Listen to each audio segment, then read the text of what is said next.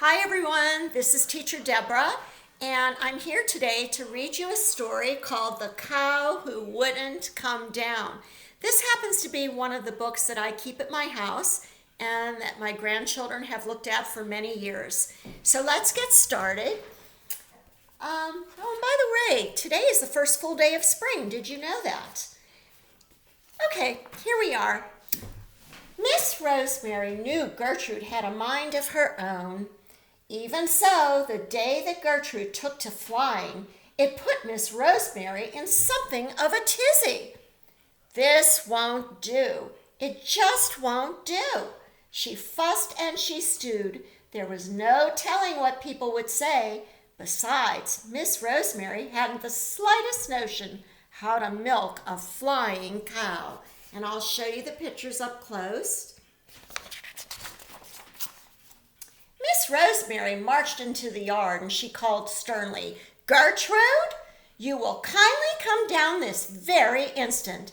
It's a known fact that cows don't fly."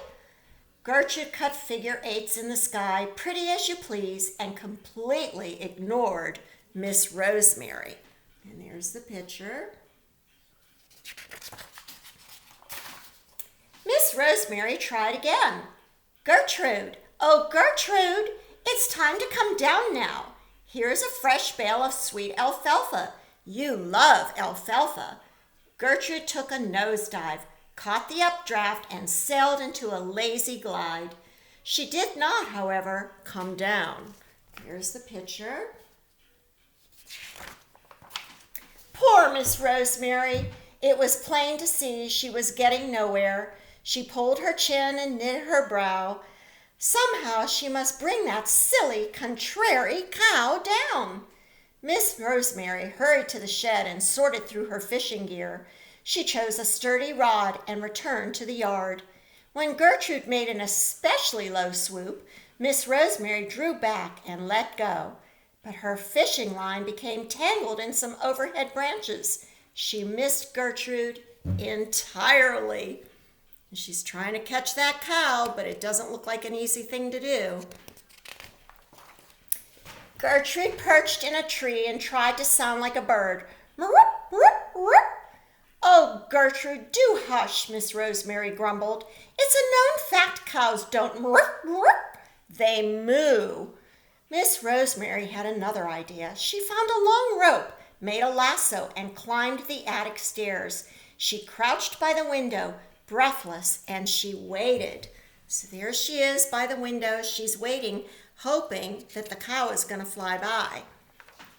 Finally, Gertrude whizzed by, and Miss Rosemary hurled her lasso.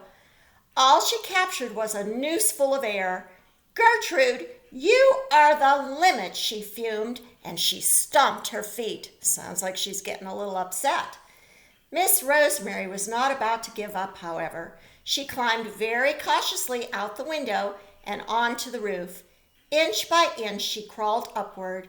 She planned to sit at the top and wait. Sooner or later, Gertrude would fly by again. Then she would grab hold of Gertrude's tail.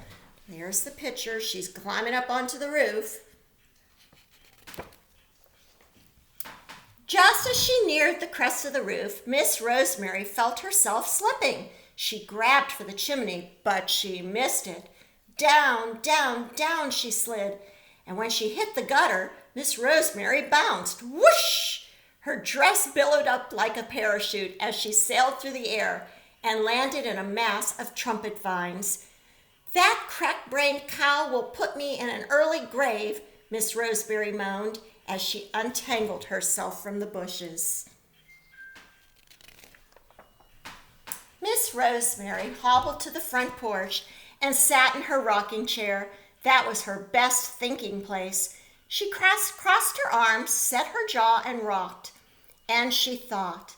She rocked and she thought without stopping for lunch. She rocked and she thought without speaking to the postman.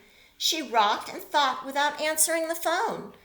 Gertrude, for her part, did not come down, not once. That evening, when the sun turned red and the hills turned blue, Miss Rosemary finally had an answer. Wearing a crafty little grin, she rose from her chair and she went to the barn. There she got a bucket of paint, a brush, and a large piece of plywood. She made a sign that said, "Help wanted, full-time cow, experience desirable, apply in person." Miss Rosemary put the sign on her front gate. She stole an upward glance at Gertrude, who pretended not to be curious. Then Miss Rosemary went to the attic. She dug around until she found 2 pairs of old roller skates. She took these to her sewing room. Next, she emptied all her boxes of fabric pieces and made a huge pile in the middle of the floor. She went through the mound and selected just the right scraps and squares. The rest, she decided, would do for stuffing. Miss Rosemary sat down and began to sew. She worked all through the night. Her sewing machine never stopped humming. Just as the sun cleared the hilltops, out of the house Miss Rosemary came, followed by Matilda. Look, she's made a cow out of that fabric. Miss Rosemary pulled Matilda to the barnyard, right up to Gertrude's feeding bin, which was right beside Gertrude's salt lick, which was right across from Gertrude's watering trough. Miss Rosemary took the bucket of paint and the brush and she changed the sign on the front gate. She put a big X through the help wanted part. Then she added some new words. The sign now said, "Help wanted, full-time cow experience desirable, apply within." And at the bottom it says, "No cows needed," that the position was filled. Miss Rosemary went back to Matilda and gave her a pat on the nose. "What a perfect cow," she said, a bit louder than what was necessary. So you can see what's happening. She's trying to make the cow jealous by having the sewn cow apply for the job and get it. With that, Miss Rosemary went inside, fixed herself a hearty plate of scrambled eggs and toast, and sat down to eat right by the window. Gertrude circled above Matilda, slowly coming closer and closer. Around and around she flew until finally she made a sudden zoom for the clouds. Straight up she climbed. Way up she climbed. Look how high she is. Gertrude came down like a rocket. Thunk!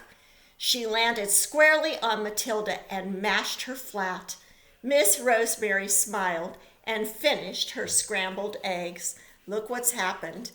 She's very jealous. Later, Gertrude returned to munching grass and swishing her tail as cows are supposed to do. Miss Rosemary was relieved, but she couldn't help thinking it seemed that Gertrude was spending a lot of time around the farm machinery. "Silly me," Miss Rosemary clucked at. "It's a known fact cows don't drive tractors." Don't tell me that Matilda thinks she's going to drive the tractor now. Sure enough, there she is, driving the tractor. Well, it was fun reading to you again today, and I will certainly see you all again. I miss you. I miss all the children, and wish we could be back to school, and I'm so looking forward to it. This seems so odd to be doing this online and not in person with all of you. Hello to all the families. I miss seeing all of you too, and I hope you're well. Stay well, and we'll see each other soon, I hope. Bye-bye.